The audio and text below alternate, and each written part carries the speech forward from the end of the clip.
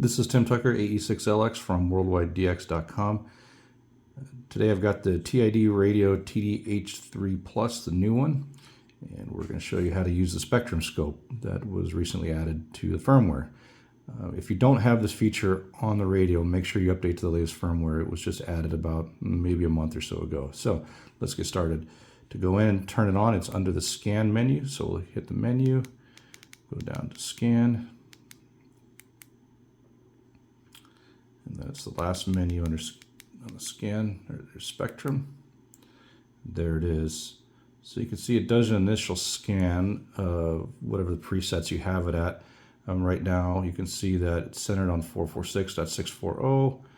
Bandwidth is going from the lower end of 4.445 up to the upper end of 448 at 25K step. And current signal is saying is negative 126 dBm. This line represents the RSSI threshold, which is like a squelch of where you'll hear the station. You can see the little blips of things that it's seeing on the scope here. So you can do a couple things from the screen. One is you can move the cursor up and down to select different stations. It looks like there might be something there, and then you can press and hold the push to talk to listen to see if there's something there. Let's turn the volume up, make sure we can hear. Okay, nothing really there. You can also press and hold these arrow buttons to continuously move it.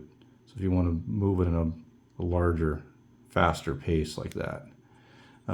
You can use the 2 and the 8 button to raise and lower the RSSI threshold from this screen. So if I hold this down, you'll see it starts to, whoops. If you just tap it, it lets you, that's the same as punching in a frequency. You got to hold it.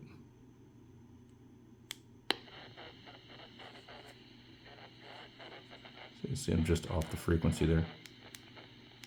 All right, so the other thing you can do is you can go into the menu here and you can set up all these things. So you can choose the modulation type, AM or FM. You can change the step frequency. So the way this thing works is the wider the step frequency, the wider the bandwidth settings will allow. So 25 is probably a little bit too much. I would typically run this with some decent success at around 12.5. And you'll see what that effect that has on the bandwidth here in a second. Here's your RSSI threshold setting. You can set that to whatever you want. Cursor settings. All right, and the bandwidth setting. You know, how this is just a wide or narrow. It doesn't tell you in the manual or in the instructions how wide or narrow is. Fool around with it, see what it does. But you can see now I've got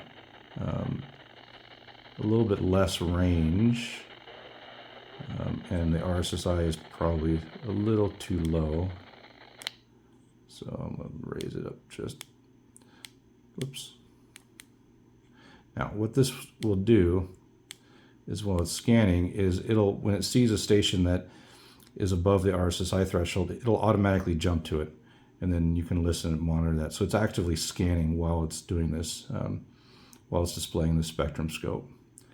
So that's pretty much it. That's how you use the thing. I'm going to lower this down here. And not a lot of activity out right now. It's early morning. Some static right there, or some kind of digital.